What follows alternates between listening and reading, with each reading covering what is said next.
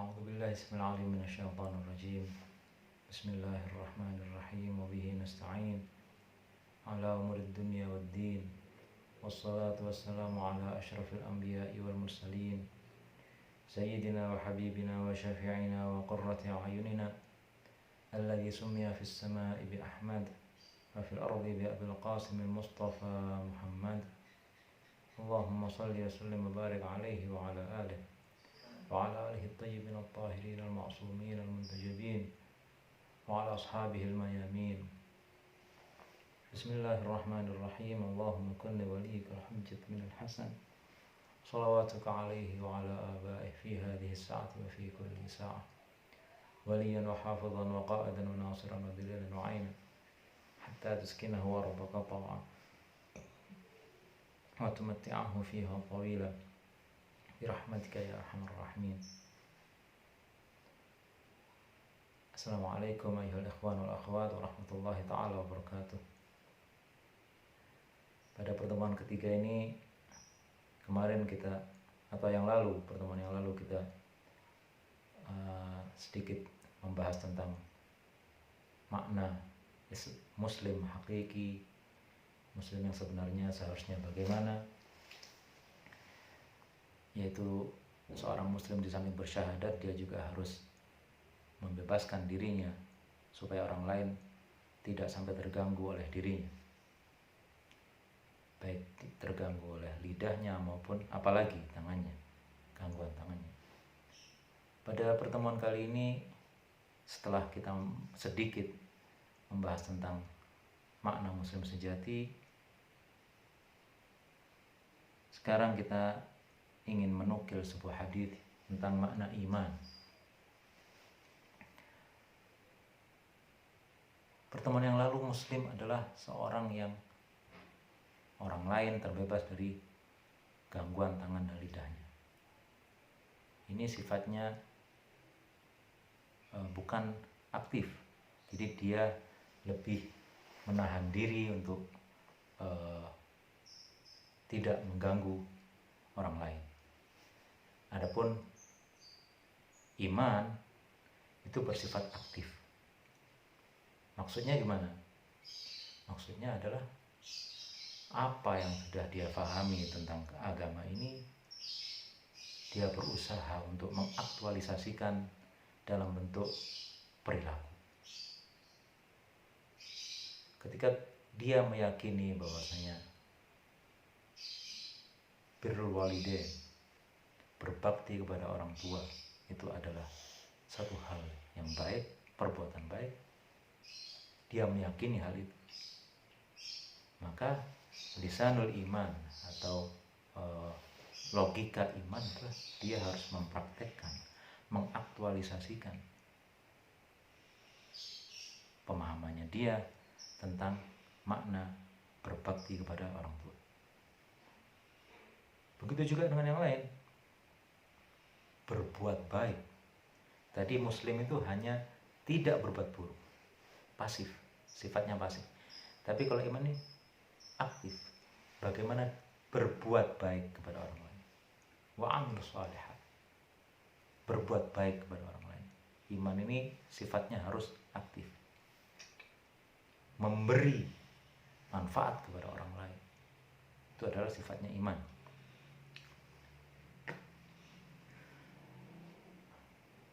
Jadi apa yang dia fahami tentang makna berbuat baik, dia harus aktualisasikan itu melalui logika keimanan. Kalau dia memang benar-benar beriman kepada apa yang dia pahami, dia harus melakukannya. Dia wajib mengaktualisasikannya. Itulah logika keimanan. Sedekah, berbuat manfaat kepada orang lain, itu adalah keyakinan seorang muslim, maksudnya mukmin. Ketika menjadi keyakinan, kalau dia ingin disebut sebagai seorang mukmin, bukan sekedar yakin, tapi dia harus mengaktualisasikan apa yang telah dia yakini tersebut. Inilah logika iman. Al-mu'min dalam hadis disebutkan Rasulullah SAW bersabda, laisal iman bitahalli wala bitamanni. Iman itu bukan sekedar menghias diri ataupun berangan-angan ingin mendapatkan surga, ingin mendapatkan ridho ilahi. Laisal iman bitahalli wala bitamanni. Seorang mukmin sejati bukan hanya sekedar melakukan sholat, ritual, ibadah yang itu bisa jadi hanya baik untuk dirinya sendiri, tapi dia harus aktif. Wala bitamanni, dia beribadah ingin berharap surga, berangan-angan ingin berharap, atau bahwasanya amalannya dia ini berkualitas dan ingin berharap surga dari Allah SWT. Asal iman bitahalli wala bitamanni. Iman yang sesungguhnya itu seharusnya bukan dengan menghias diri dengan sekedar ibadah ataupun berangan-angan dengan ibadah tersebut, dengan ibadah yang sangat minim tersebut, dengan ibadah yang compang-camping tersebut. Tapi apa? Walakinnal iman ma khalasa fil qalb. Namun iman yang sesungguhnya adalah apa yang murni dari hati. Wa saddaqahu al-a'mal. Lalu bukan sekedar dia meyakini apa yang ada di hatinya, apa yang sudah diyakininya, tapi dia mengaktualisasikan apa yang telah diyakini tersebut. Ini adalah iman. Iman itu bukan pasif. Seperti muslim tadi, muslim bisa jadi pasif. Dia hanya tidak mengganggu, itu pasif sebenarnya. Kalau iman ini lebih aktif. Bukan sekedar tidak mengganggu, tapi dia memberi manfaat. Itu adalah iman. Seorang yang mukmin adalah seorang yang bisa berbuat baik kepada orang lain. Bukan tidak mengganggu, tapi berbuat baik kepada orang lain. Ini baru iman. Belum lagi yang lain. Iman ini bukan hal yang difahami oleh banyak orang mungkin ya. Hanya sekedar iman kepada Allah, meyakini adanya Allah, meyakini bahwasanya Nabi Muhammad utusan Allah, meyakini para imam adalah pengganti Rasulullah. Bukan sekedar itu, tapi bagaimana dia mengaktualisasikan keyakinannya tersebut dengan bentuk penghambaan yang total. Apapun yang dimaukan oleh Allah, Rasulullah, dan Ahlul Bait, dia tidak punya alternatif lain kecuali taat kepada mereka, tunduk kepada apa yang mereka ajarkan. Allah Subhanahu wa taala berfirman, a'udzubillahi minasyaitonir rajim, ma kana lil mu'minin wala mu'minah. Tidak selayaknya bagi seorang mukmin laki-laki maupun mukmin perempuan, idza qadallahu wa rasuluhu amran ayyakuna lahumul khiyaratu min amrihim. Jika Allah dan Rasulnya telah menentukan satu perkara,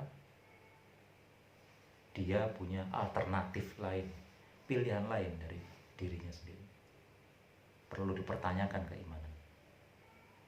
Ketika kita melihat banyak orang yang mengaku mukmin, yaitu pecinta Ahlul Bait alaihimussalam, tapi ternyata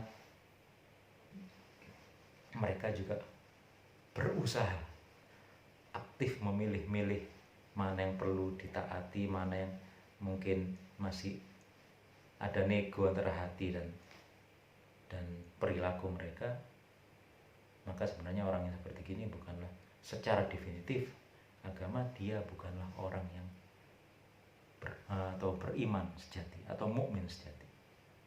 Perlu dipertanyakan orang, keimanannya perlu dipertanyakan.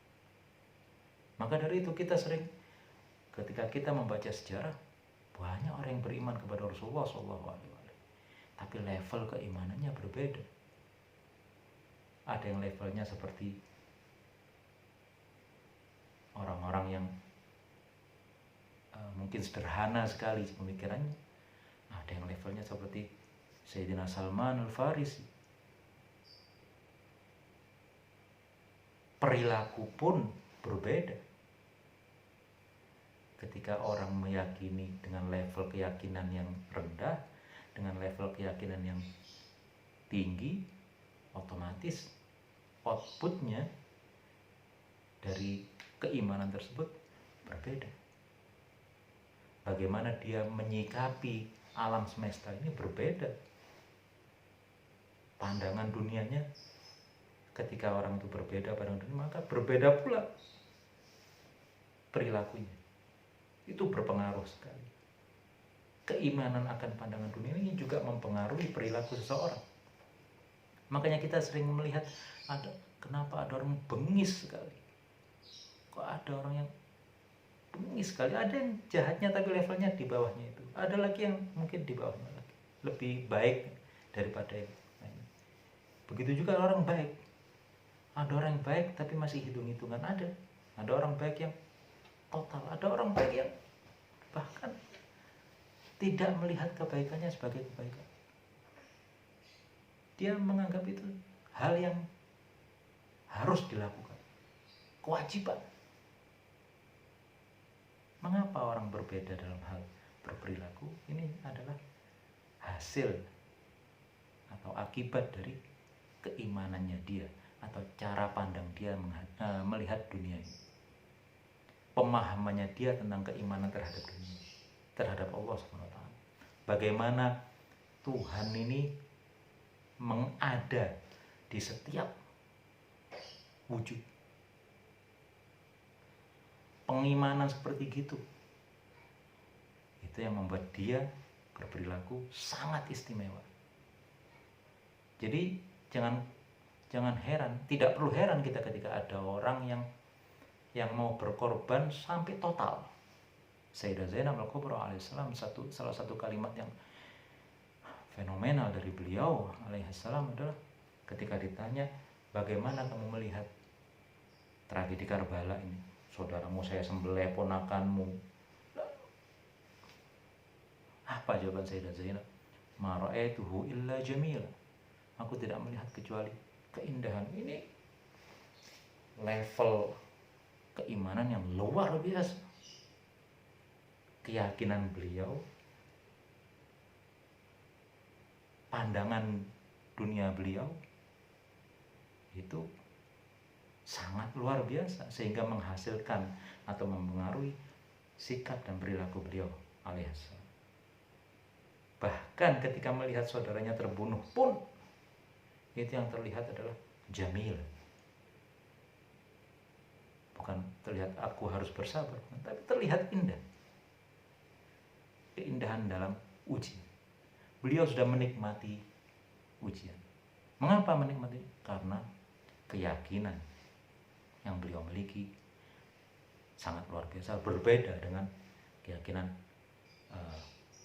orang-orang lain yang umum terjadi atau umum yang kita dapati di masyarakat. Inilah sekelumit tentang makna iman. Semoga bisa bermanfaat. Wabillahi taufiq wal hidayah. Wassalamualaikum warahmatullahi taala wabarakatuh.